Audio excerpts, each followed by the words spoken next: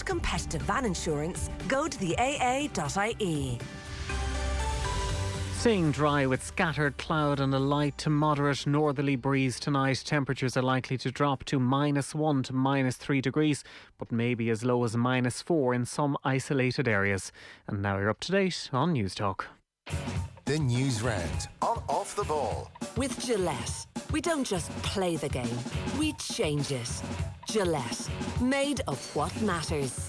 This is News Talk.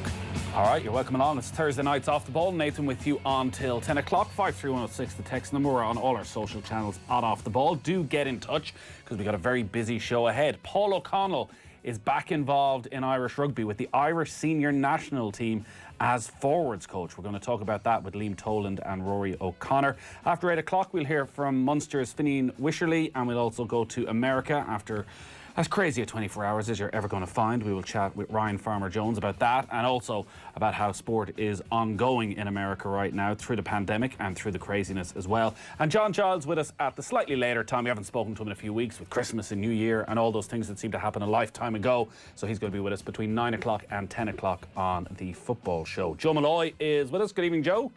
Evening, gents. How you doing? And Richie McCormack is there as well. Good evening, Richie. I'll have to turn on my light. Hold on me now. This isn't worth people on radio. Peak McCormack that during November there's no sign of a tash, but get into January and he's all over it. It's all part of the one unit here. What are you going for here? Laziness, I believe it's called, Nathan. Laziness. Are you approving, Joe, of Richie's tash? Well, he clearly likes the cut of Jay Gilroy's little effort right now, and has thought I'll have some of that.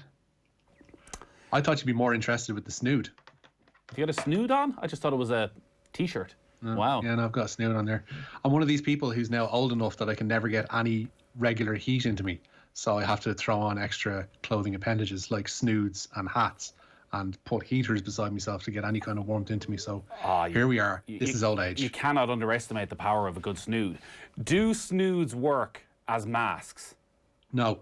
Oh, because I use a snood on a regular basis as a mask. So if I'm going out for a walk in the evening to get the old steps up and I'm wandering by the shop and I need to buy something, I'll just pull the snood up and presume that works as the mask. As far as I know, they're not entirely useless. Okay. As far as I know, they're not entirely useless, but they don't do the same job in terms of blocking out your droplets, etc., and others as a regular mask would do. I think a surgical mask, the kind of blue throwaway ones we see so many of, are actually among the best you can probably get hold of for relatively cheap. Well, that's disappointing. So I'd like to apologise to everyone I met over the last weeks. Maybe I shouldn't have admitted that live on air. What's happening then? Well, what isn't happening, I guess, right now? Have you recovered last night, Joe? You were live on air as, well, a coup took place in America, which is not your usual Wednesday evening off the ball fare. I know. Well, we ended up going live. We interrupted the football show to go live to the States to get some reaction. It was all very surreal, wasn't it? It became surreal very quickly. There was 20 minutes where I was trying to remind myself that, are we witnessing the start of the end of things here? And I should be extremely concerned. And a part of me is thinking, well, this is a nice Wednesday evening distraction from, you know, the grimness that is at my doorstep. To the end when the guy is sitting in Nancy Pelosi's office taking selfies going, this doesn't seem that serious all of a sudden. Yeah. Every time COVID threatens to really dominate the news cycle, America steps up and says, hang on a second, there's other things going on. I mean, because of the nature of the show, I suspect I had a different experience to a lot of people whereby, and probably yourself and Richie included, you watched a situation escalate and become more and more serious over the course of an hour or two, whereas when the way the show was, by the time we really kind of got stuck into it and had a look at what was going on, we were seeing, you know, people posing for selfies and stealing things and smiling, and it all looked, you know, just like a bunch of people who showed up, had no plans really for any of this to happen, but found it surprisingly easy to break in, and once they got in there, didn't quite know what to do either. So like it had all the hallmarks of a coup, but it was just some people who found themselves almost play acting as if there was something genuine happening when really there wasn't. There was no threat to American democracy. There's pictures of people going around the buildings and the chambers inside in the Capitol building with zip ties, which are or would be used to take people captive and all that kind of thing. I think they were lucky that everybody was evacuated in time from those. Okay, maybe. It did feel at one stage as though it could escalate into something that would last for days and weeks. And there isn't anything to say that it hasn't. I mean, there's still people knocking around Washington, but we have to remember, a person shot dead inside in that building last night. There were 3 others died as well associated with it. And there were pipe bombs found outside the RNC and outside the Democratic Party buildings as well. So it wasn't necessarily like the gobshites taking selfies and all that kind of stuff is the lighter end of things. But there's a very, very dark underbelly to it all that isn't going to go away anytime soon. Because I was going to Richie, and because you've gone with the dark underbelly, I feel I can't do the comparison now, but it did remind me as a young lad going to the Point Theatre for gigs, and we had an old little trick where you might go over on your ankle and you'd go into the first aid booth, which is just at the side of the stage. So you'd go in and you'd hobble and you'd be, I'm in bits. And they'd go, oh, what's wrong? Oh, I went over my ankle, think I might have broken it. And they go, hang on, they're doing all this treatment. And then you get up, and as they turn their back, you do a runner backstage. And next thing, you'd find yourself at Blur backstage, and they wouldn't really go searching for you. But then you'd find yourself backstage, and you kind of be going, well, what can I do now? I'm sort of here on the side. I can't really go on the stage, because then I get thrown out of here, and all my mates are out there, and there's just 2 of us here now. And what was the point of this? So what you're saying is that you did that at Blur at the Point Theatre. And we probably spent days planning this, coming up with this convoluted plan that we didn't enjoy the first half of the concert as we spent it in the first aid room, and then got backstage, and again, you're like, well, it's not that exciting back here after all. Might as well have stayed out there. And I think there were proportionate people who found themselves in the building, backstage at Blur, not quite sure what they were meant to be doing or what they had intended to do. And as Richie rightly says, there's a nastier, and thankfully it's more of a minority, nastier underbelly to the whole thing. Our boy Donny was, doing his thing on CNN, and he... Don't get Richie started on it. I won't. Anything in any way popular he dislikes, I understand that. It's not. No. I've nothing against him whatsoever. It's the... Oh, look at the Paddy's doing well. The Paddy's doing well abroad is just... Yeah. I don't know. No, fair enough. The point I was more going to make less about Donny being a Paddy doing well, and good luck to him all the same, was I thought he vocalised very well just the idiots there who had bought into all these conspiracy theories which are allowed to flourish and in this unregulated social media age. And we are very suggestible, and frankly a lot of these people are not all that intelligent, and they're very impressionable, and they're disenfranchised, and they're angry, and they can work each other up into this kind of madness, and that is an aspect of the whole thing as well. So I mean, ultimately I think it's very, very grim, and symbolically it illustrates the many, many problems that need to be sorted out, and they're very, very difficult problems. But I don't, Richie, you're talking about idiots hanging around, and look, in a country where arms are so available, there's always the potential for something horrific to happen. But I mean, I do think in 2, 3, 4 weeks, we're looking back on this and it feels a million years ago, and nothing more serious has come of it. I sincerely hope this clip is not being played back to me as America descends into some kind of civil war. But my sense generally is that even those who gravitated to Trump initially, genuinely disenfranchised people, have moved away from him gradually over the last number of years. And there are still some loonies who he's now almost solely dependent on. And how many of them there are is hard to say, obviously. But the thing about it is, like in his speech yesterday, I know somebody's going to be texting in saying, "Get back to sport, will you?"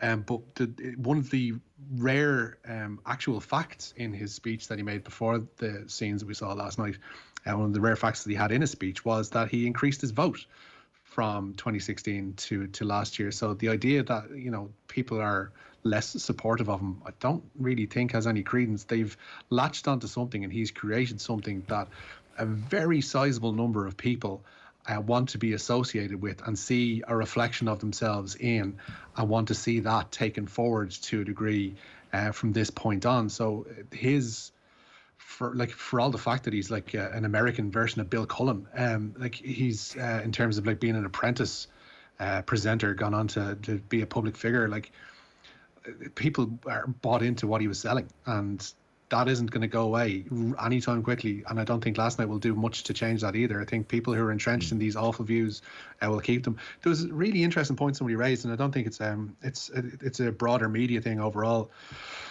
People were saying online that these conspiracy sites and all this kind of nonsense, they're free.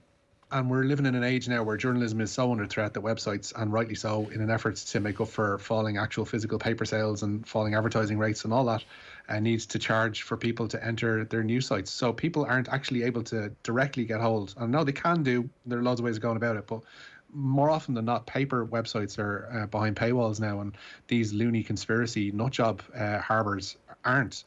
And they're easy to get hold of, and they kind of just end up piling on one on another and reinforcing what people already think or want to think about the outside world, which is completely false, as we know. Yeah, it's an interesting point. I saw a point being made over Christmas by one of the American commentators that, like, if 2020 has shown us anything, it's that the worst thing can actually happen. That we've grown up in a world of such privilege. And even, I was trying to remind myself, watching that last night, from an entertainment point of view, you're sitting going, this is happening over there. It'll all be grand. When actually, if we've learned one thing over the last 12 months, it's not grand. It's not grand at all. And there's enough of that on our doorstep. There's enough of that on our doorstep, and we can see what's happened in the wake of George and Kencho's killing in Blanchardstown, that is being amplified by certain people over here as well, who are trying to make the most of racial, divides and all that, and trying to stoke up ill feeling between one side and another, whether it be, journalists, people on Twitter, radio call-in show hosts, or whomever. There's something that we need to keep our eye on here as well, and it's not just an American problem. We're getting a lot of texts in. Quite a few of them are jokes, which I feel right now aren't appropriate, so we might come back to them in a couple of minutes' time. 53106 is the text number. The Newsround and Off the Ball on News Talk is with thanks to Gillette. We don't just play the game, we change it. Gillette, made of what matters. John Giles, we're going to have him at 9 o'clock, extended John Giles, because there's a whole lot to talk about. That means we're going to be talking rugby at 7:30, because there's some big news, Richie. Paul O'Connell is back. He is. He's been named Ireland's new forwards coach. This one coming out of the clear blue sky this morning. Since retiring as a player, the former Ireland captain has worked with Stade Francais, the Munster Academy and the Ireland under-20s. O'Connell's appointment will see Simon Easterby now focus his attentions purely on Ireland's defence. O'Connell joins the coaching ticket well in time for Six Nations preparations, and Leinster head coach Leo Cullen says it's a shrewd appointment. No, definitely. Yeah, like Paulie is, someone with so much playing experience. And he's had his time as well. He did a stint with the 20s and had his stint in France as well. So, but it sounds of it, he's been accumulating bits of knowledge over the last couple of years. So, in terms of what he bring to the group, he's so much experience that he can pass on to lots of young players coming through now. I think it should be a very, very positive step for that national coaching group. This really came out of the blue today, Joe, and because it's Paul O'Connell, I've never been able to fully grasp what his intentions are around coaching. He's dipped his toes in there from time to time, and from the outside I wondered whether he really wanted that 24/7 coaching experience that, say, Ronan O'Gara is going through now. Were you shocked by this? Yeah, it was out of nowhere. And I think he did find the grind in France quite tough, So yeah, I was shocked. I mean, on the face of it, it looks like a brilliant appointment for so many reasons. It's great, The only quibble you could have with it is it's yet another inexperienced coach on an inexperienced coaching staff. But in O'Connell's case, where do you start? He's an inspirational figure off the field, and it's not just. I mean. Small island syndrome again, not to get back to Donny on CNN, but we can kind of inflate sometimes just how impressive sporting figures we produce are. But I think in O'Connell's case, he regularly just comes up, be it Victor Matfield or even Sam Warburton's recent book, Best Players I've Played With. O'Connell straight in, straight away, inspirational figure off the field as much as on the field. That's all talked about. So there's that he brings, and, a bunch of the team have grown up kind of idolising O'Connell. And then there is the intellect, which is huge. You interview him, you listen to him talk about anything, not just rugby. He's a very, very smart man. And when he talks about rugby, he just goes on to a different stratosphere. I mean, obsessive is the word when it comes to his approach to line-out play. And the Irish line-out has not functioned for 2 years now. You know, this was like, that's just untenable. It's bordering like crisis at this stage. They have to sort out the line out. You can't win test matches with a shaky line out. So, I mean, you would expect that to improve pretty much for the first game of the Six Nations and beyond. You know, so right away you're onto a good thing. And then that brings its own pressure as well, though, doesn't it, Joe? Because that is the KPI for Paul O'Connell, that instantly 5 games in we'll be able to see whether it's been a success or not, or whether it's working. If that line out improves, if those stats improve, it's fully justified. If it's not, suddenly again, those questions that you're saying about inexperience are coming back. Well, perhaps, but I think if it doesn't improve, I think we could all almost say, well, geez, I mean, who else would you have in trying to fix it? You know what I mean? Like there'd be a certain degree of confidence that they'll get it right pretty soon, I would think. And then the only other point I was going to make as well is that, like, you listen to even his punditry, and he does bits on BBC during games. Like, he has an ability to analyse on the spot and to see a game and has such a feel for a game. And so look, it's really exciting. I would have to say I don't see much of a downside to this at all. I presume everyone's of the same mind, no? Oh yeah, absolutely. When you have a rugby brain the size of Paul O'Connell's, you want to get him in there, and particularly when there is a gap. Clearly, there is a need to have somebody, and he is still that figure, as you say. Like, his leadership that he brings, that automatically the respect. Like, he walks into that dressing room, and everybody, whether they've played with him or watched him growing up, when Paul O'Connell talks, you're going to stop and listen. Yeah, and he's not been away that long. He's not been away that long that people will be like, "Who the hell is this guy?" Even if they are, they're of his generation. A lot of them, they have played with him, and he has that magnetism about it. Like, we've all been in the same room as the guy. Like, he has a presence about him, and he has an ability to get a point across in terms of rugby and in terms of how he sees the game. That is gonna, you would hope, if people are receptive to it, work wonders with that squad. Well, name the 3 most famous rugby players in Ireland. Ask anybody on the street, and they will still most likely say Brian O'Driscoll, Paul O'Connell, and maybe it's a toss-up between Sexton and O'Gara. You know, I still think if you asked anybody in the street, they would say that. The thing about O'Connell's leadership is, and look, I've clearly shared a dressing room with him, but in various instances in his company or hearing bits about him, like, there's a humility to him. He's not a, like, go in and dominate the room type. I know we've seen they put the fear of God into the English clip. That's a pre-match thing. That's getting everybody, primed, about to go onto the pitch. But in the main, often softly spoken, as Richie says, just has a presence which isn't, alpha male, everybody look at me. There's a humility, I think, to the way he carries himself, which in its own way is incredibly inspirational and gets people on board, and they want to follow him. So look, I think this is 2019 obviously was a disaster, and 2020, I don't think we had off to Christmas, feeling too good about things. So I think this suddenly just adds a real kind of sense of, I would think, enthusiasm. Like, if you're a player now, if you're James Ryan right now, I cannot wait to get back into Irish camp. Yeah, 100%. So we're going to be talking about that very shortly. Rory O'Connor will talk us through how it all came about, and we will have Liam Toland as well for what he believes Paul O'Connell will bring to the party. Just to let you know as well that our Nullig Namon takeover is happening this Sunday all afternoon from 1 o'clock to 7 o'clock, and is brought to you in association with Lidl. More for you in 2021. For Lidl's great range of healthy recipes and products to kickstart the new year, check out lidl.ie/healthy. Mortrassin and Callig is going to be in the hot seat for the afternoon. We will have the pay-per-view, as always. Cliona Foley and Maureen Vrenan of TG Cahir will be along for the pay-per-view. Ellen Keane and Ciara McGeehan are going to be back. They're going to be joined by Annalise Murphy and also Ciara's training partner, Yip Vestenberg. We'll have a Lidl GAA panel with Dublin's Carla Rowe, Tips Aisling Maloney, and Donegal's Emer Gallagher. Mortrassin and Callig's going to be talking as well to trans athlete and chair of the Transgender Equality Network in Ireland, Sarah Phillips. And from 6 to 7, we'll be rounding it off with a panel looking ahead to what's coming this year for women's sport with Dr. Katie Liston, Gráinne McElwain and Joanne O'Riordan. So that's all coming your way this Sunday from 1 till 7. So tune in for that. What else you got for us, Richard?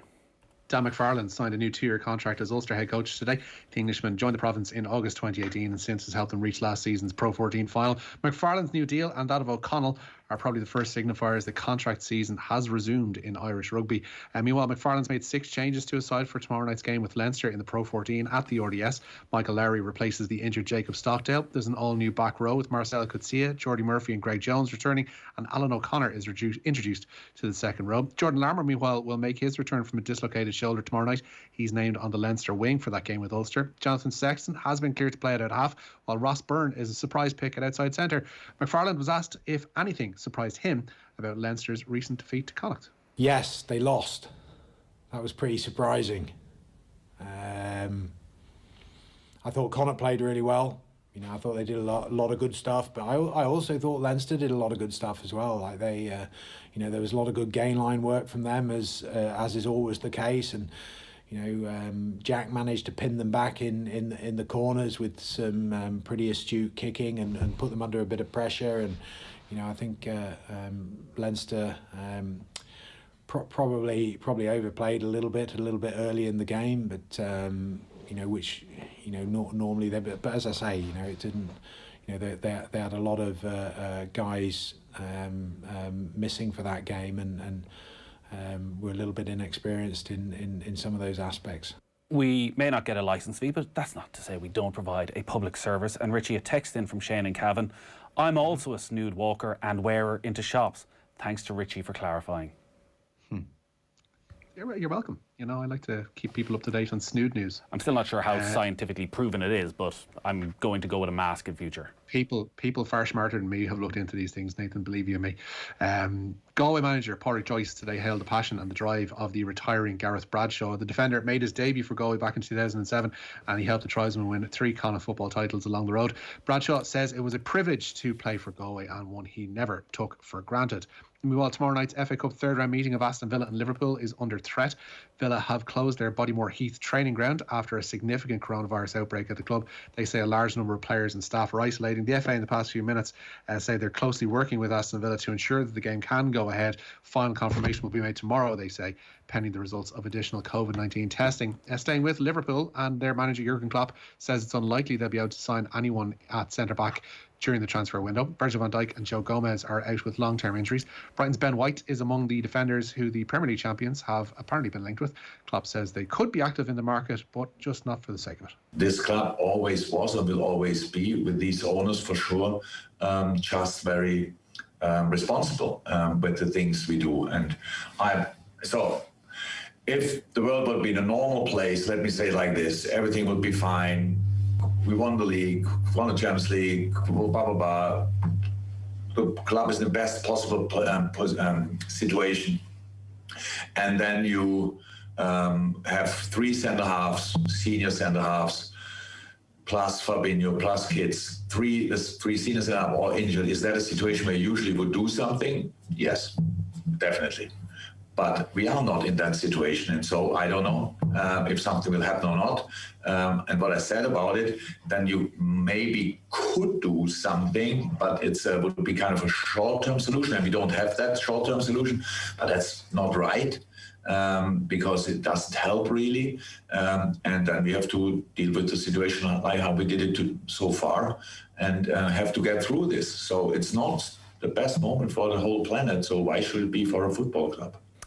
We'll be talking more about Liverpool with John Giles on the Football Show. We were talking as well because this was streamed a little bit earlier on, so you can watch it now on all our social channels. And John is a huge fan of Marcelo Bielsa and what he's doing with Leeds and the way he's going about it and his belief in his system. And he was saying that if Bielsa got a bigger job, if he was at Manchester United, for example, he'd be sensational, and that if he had this Manchester United group, they'd win the league. What do you make of that, Joe? Yeah. I mean, why hasn't Bielsa managed a bigger team? Like, is it his El Loco liable to go a bit off the rails at times persona? Like, that's the question. When you look at Leeds and that group, an awful lot of them have come through from the lower leagues, or maybe haven't had the success so far in their career at Premier League level. He's been able to mould them, and they've bought into it because of the success. If he goes into a United dressing room with Pogba, for example, does he get the response he wants? And if he doesn't, what happens? See, well, that's. I mean, it's interesting. I mean, on the one hand, yes, he's asking them to run a lot. On the other hand, it's a fairly thrilling brand of football he's selling them. It's not like he's saying, you know, we're going to not have the ball for 99% of the time, and we're just going to chase and harry the whole time. So, like, it's a fun style of football to play. I'd love to see him managing Manchester United. That'd be a lot of fun. And yeah, you kind of imagine they'd score a lot more goals. I'd say it's an interesting one. We should do a piece some night on why he hasn't had a bigger job. Perhaps like there's got to be some Achilles heel there that word gets around in football.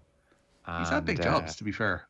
Well, so he's managed Argentina. He's managed Marseille. He's managed Lazio. He's managed Athletic Bilbao, and all of them in their own right. No. Argentina, I'd say yeah. The others, I'd say, are of a level. If we're talking like Manchester United terms, expected to win a league terms. For the godfather of modern coaching. That's what I mean. Like the most celebrated coach of several generations. You know, Pep and Poch and everyone else genuflecting before him. There's obviously something there that hasn't quite worked out. And there is a degree that it's happened too late for him as well. Like he's 65 now, is it? Like most big clubs aren't going to take a punt on a 65-year-old anymore. Yeah. City looked like the Stamford Bridge thing wasn't a flash in the pan either. I mean, they weren't as good as they were at Stamford Bridge, but they looked like they're in good shape again. Thanks for bringing the world up to date on that, Joe, because the rest of us were, watching it crumble around us. But at least you got to watch the Manchester derby. I know. If ever there was a time I was like, there's one TV in this room, and maybe even as a sports show I need to flick over, this could be that moment. But we stuck with Manchester United. A few more football stories, Richie? Yeah, Arsenal manager Mikel Arteta hopes the future of Mesut Ozil will be decided in the next few days. The out-of-favour German midfielder is free to talk to other clubs about his next move after entering the final 6 months of his deal in North London. He's been linked with both Fenerbahce and DC United. While Manchester United have confirmed the signing of Amad Diallo from Atalanta, the Ivorian winger has signed a contract until June of 2025 with the option of a further year. It's believed he's cost in around €41 million in total. And John Mountney has switched from Dundalk to St Patrick's Athletic. He spent the last 9 seasons at Oriel Park, where he won 5 league titles and a trio of FAI Cups. He's Pat's second signing of the off-season following the arrival of Sligo striker Ronan Coughlin. Jesus, now I have an image of Bill Cullen and a bunch of Renault salesmen trying to storm Leinster House, says Chris. The libel laws are different over here. Bill doesn't listen anyways, does he? It's just that you were both in The Apprentice together, Bill. That's all we were saying. Both The Apprentice. Yeah. Last night's actions were like a yellow pack version of a Gerard Butler-style Olympus Has Fallen type movie. Not good viewing, but still better than his Hugo Boss ad, says Dave. I did over Christmas watch White House Down, which is a terrible, terrible movie. But it was one of those where I watched the first half an hour and I just wanted to see what happened at the end. And it wasn't that dissimilar. The type of characters who ended up taking over the White House looked quite similar to the ones who were actually there last night. So, yeah, a little bit closer to reality than we thought. Speaking of Trump and all of that, Golf Weekly is up online, and obviously Trump has a very close relationship with golf. Too close for comfort for some people. And we were just on our Golf Weekly WhatsApp group there, Joe. Gary Player. So Trump is continuing with business, and he's handing out, was it Congressional Medals of Honor or Medals of Freedom today? Medal of Freedom, yeah. And to 3 golfers, one of whom is Gary Player. Yeah. Which straight away isn't surprising the player would accept from Trump even now. But Gary Player's son has been online saying, what is he doing? That he wishes he wouldn't accept it. Alan Shipnock just retweeted that golf journalist, and it seemed, for all intents and purposes, it looks very much like Gary Player's son tweeting, I really wish my dad would just turn this down and do the right thing here. But I think that medal's going on, Nathan, one way or another. Unbelievable, tone deaf, in denial. I wish my father would simply and politely decline this. There's days to accept a medal from, the president, whoever he might be, and there are days when you probably should leave it, and today's one of the days where you should leave it. Yeah. Golf is back, by the way, the PGA Tour tonight. It only starts about 9 o'clock because it's in Hawaii, the Tournament of Champions in Kapalua, which is, listen, the sun is shining. It's always this time of the year. It's dark, it's dull, and you look in Kapalua and think, God, if I was a professional golfer, I would play there every single year. So that's worth checking out. It's a good field as well. McIlroy's not playing, but pretty much everyone else is. Time for one more story, Richie. The hosting of actually no, we'll get to the good one, because Real Madrid striker Karim Benzema is going to face trial for attempted blackmail. It's because of his alleged involvement in a case linked to a sex tape featuring his former France teammate Mathieu Valbuena.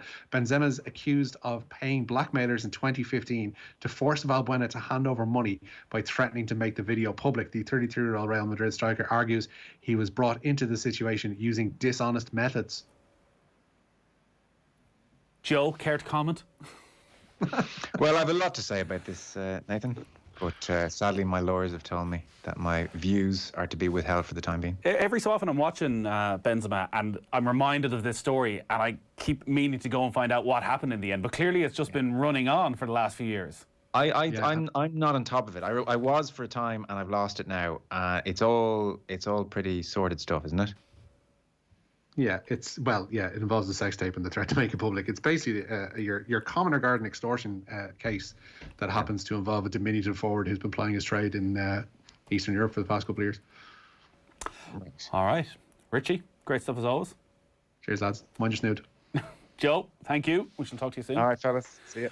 All right, so the plan for the rest of the evening, if you're waiting for John Giles, he's going to be a little bit later than usual. We wanted to give them a bit of time because he hasn't been on a few weeks over the Christmas. There's a lot to talk about. So John Giles is going to be the full football show from 9 to 10. After 8 o'clock, Fineen Wisherley, the Munster player, is going to talk to us about life at Thomond Park at the moment. We'll go across to Ryan Farmer-Jones for his take on what's been happening in America over the last 24 hours and also how American sport has been responding. But up next, we're going to be discussing Paul O'Connell moving into the forwards coach role with the Irish senior rugby team. Liam Toland and Rory O'Connor with us next.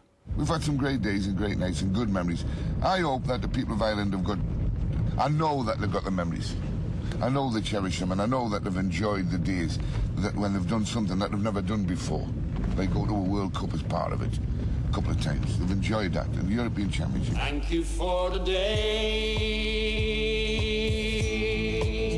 those endless days, those sacred days you gave me. The president phoned me and said, would you like the job is yours if you'd like it, and I said I would like it. End of story. I won't forget a single day, believe me. Well, you know, we're 28-1, I think we're quoted as, and we're not expected to do anything in this competition. We just hope to surprise a few people. This kick by Sanson, in goes Aldridge, and Houghton! 1-0!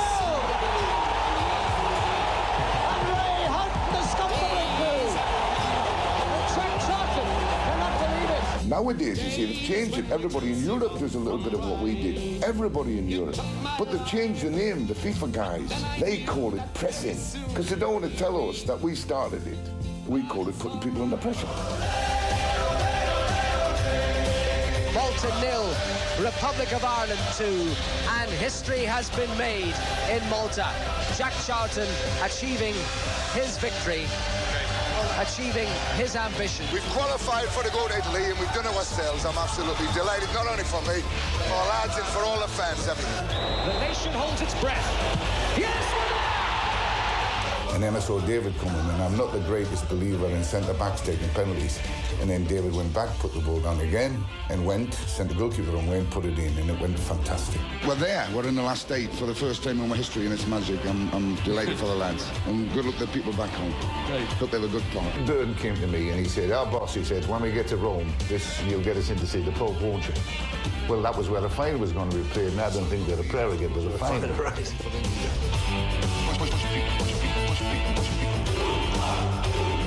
Reinflict our game on the people.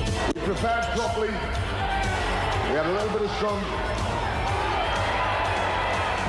We ate well. And we drank very little. We're going to change.